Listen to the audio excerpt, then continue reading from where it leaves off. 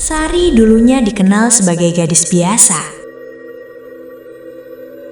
Kulitnya sawo matang, wajahnya sederhana. Setiap pria yang dekat dengan Sari akan mengalami nasib buruk. Jaya tiba-tiba jatuh sakit. Tubuhnya kurus kering. Ia ditemukan dalam keadaan linglung, berteriak-teriak ketakutan, seolah melihat sesuatu yang mengerikan. Ini bukan kecantikan biasa. Itu pasti susuk. Susuk iblis. Di sana, ia melakukan ritual pesugihan dan susuk kecantikan dengan makhluk gaib penghuni hutan.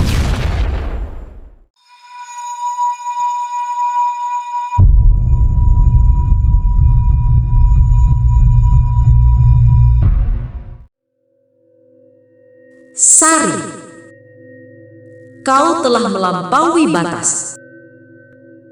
Sudah tidak bisa dibiarkan. Di sebuah desa terpencil yang dikelilingi hamparan sawah dan hutan bambu yang lebat, hiduplah seorang janda muda bernama Sari. Desa itu tenang, bahkan cenderung sepi. Warga hidup sederhana, saling mengenal, dan jarang ada hal aneh terjadi. Sampai Sari kembali. Sari dulunya dikenal sebagai gadis biasa. Kulitnya sawo matang, wajahnya sederhana, dan ia hidup sebagai istri seorang petani miskin. Namun, nasib tak berpihak.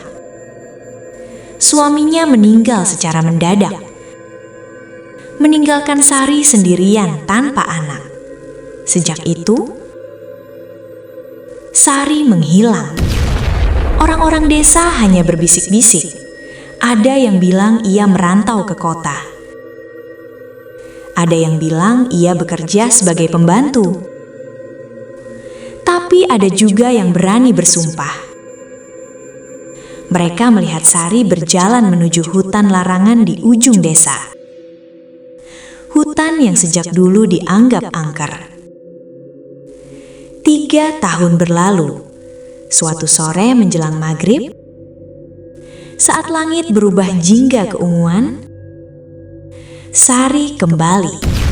Namun, ia bukan lagi Sari yang dulu. Wajahnya berubah drastis. Kulitnya putih mulus seperti porselen. Rambutnya hitam panjang berkilau. Matanya tajam dan memikat. Setiap langkahnya seolah mengundang perhatian. Bahkan angin pun seperti mengikuti gerak tubuhnya. Warga desa tertegun. Para lelaki tak bisa berhenti memandang. Para wanita mulai berbisik cemas. Apa itu benar Sari? Cantik sekali.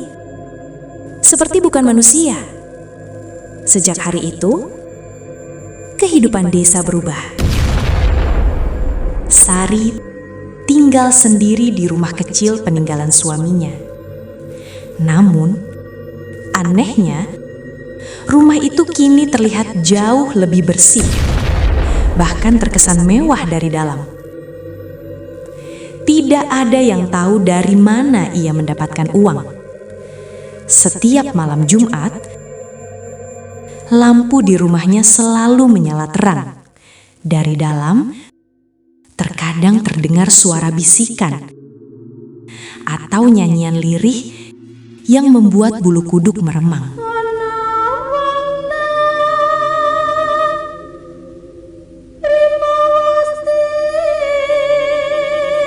Tak lama kemudian, satu persatu pria desa mulai mendekati Sari.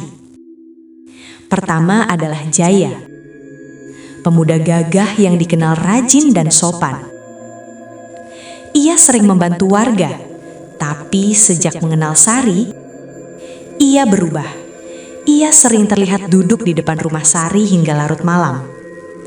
Lalu ada Pak Darman, kepala dusun yang sudah beristri. Diam-diam, ia juga sering datang ke rumah Sari.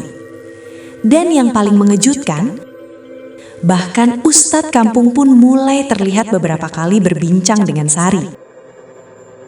Meski awalnya ia hanya ingin menasihati. Namun, semuanya berakhir sama.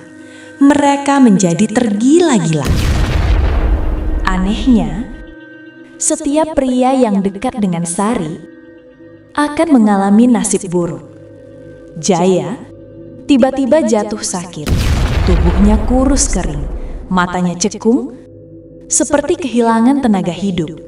Ia terus mengigau menyebut nama Sari. Pak Darman mengalami kecelakaan misterius di sawah. Ia ditemukan dalam keadaan linglung, berteriak-teriak ketakutan, seolah melihat sesuatu yang mengerikan. Dan Ustadz kampung tiba-tiba meninggal dunia secara mendadak. Tanpa sebab yang jelas, desa mulai diliputi ketakutan. Ini bukan kecantikan biasa, itu pasti susuk. Susuk iblis. Kecurigaan semakin kuat saat seorang dukun tua bernama Mak Rini angkat bicara. Mak Rini adalah satu-satunya orang yang berani mendekati rumah Sari tanpa rasa takut. Suatu malam, ia mendatangi rumah itu. Angin bertiup kencang, pintu rumah terbuka sendiri, seolah menyambutnya. Di dalam, Sari duduk di depan cermin besar. Ia tersenyum melihat bayangannya sendiri. Namun yang membuat Mak Rini terkejut, bayangan di cermin itu tidak sepenuhnya mengikuti gerak Sari. Ada sesuatu yang lain. Mak Rini berkata pelan, "Kau pakai susuk." Tapi bukan sembarang susuk. Sari tersenyum.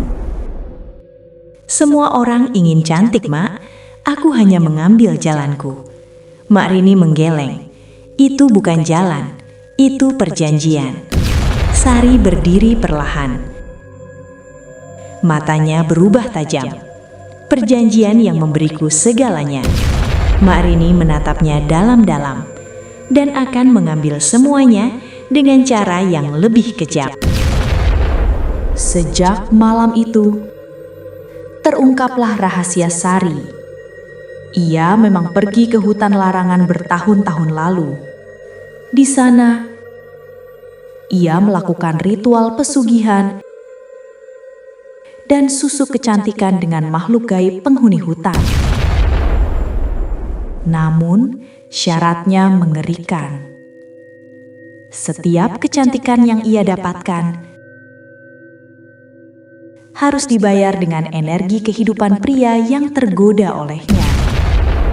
Semakin banyak pria yang jatuh cinta, semakin kuat dan abadi kecantikannya. Namun, jika ia berhenti, tubuhnya akan membusuk dalam sekejap. Desa menjadi kacau. Para wanita melarang suami mereka mendekati Sari. Para pria yang sudah terlanjur terikat mulai sakit satu persatu. Namun yang paling mengerikan, Sari tidak bisa berhenti. Ia semakin cantik, tapi juga semakin haus.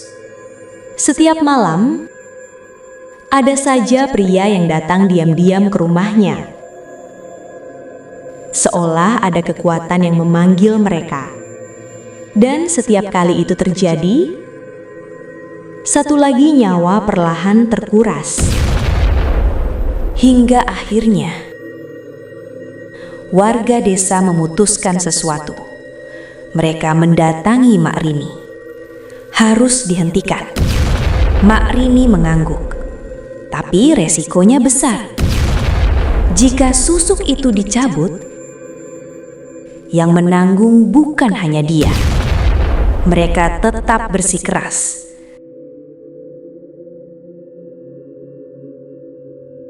Malam itu, mereka berkumpul di depan rumah Sari. Langit gelap, angin berputar tidak wajar. Saat pintu dibuka, Sari berdiri di sana. Cantik, tapi kali ini senyumnya mengerikan. Kalian mau apa? Mak Rini maju. Kami ingin mengakhiri ini. Sari tertawa kecil. Kalian pikir bisa? Tiba-tiba, angin kencang menerpa, lampu padam, suara jeritan terdengar dari segala arah. Mak Rini mulai membaca mantra.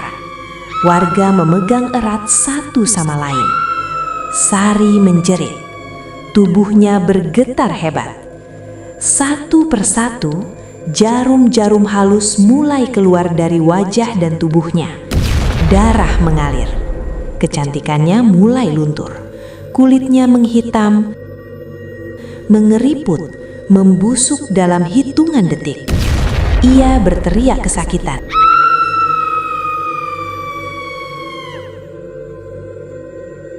Aku tak mau kembali seperti ini. Namun, semuanya terlambat. Mak Rini mengakhiri ritual. Sari jatuh ke tanah. Tubuhnya kini seperti mayat yang sudah lama dikubur. Sunyi. Namun, itu belum berakhir. Keesokan harinya, beberapa pria yang dulu dekat dengan Sari ditemukan meninggal dengan wajah penuh ketakutan. Seolah ada sesuatu yang masih menagih. Dan sejak saat itu, warga desa sering melihat bayangan wanita cantik berdiri di tepi hutan saat malam, memanggil, menggoda, dengan suara lembut yang mematikan. Mereka percaya Sari belum benar-benar pergi, dan susuk kecantikan itu masih mencari tubuh baru. Kemarilah.